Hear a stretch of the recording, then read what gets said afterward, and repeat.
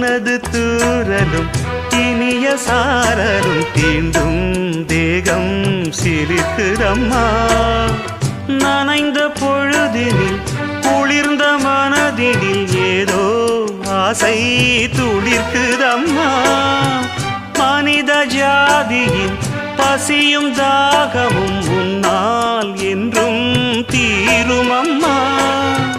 பாரித் தந்த வள்ளல் என்று பாரில் உன்னை சொல்வதுண்டு.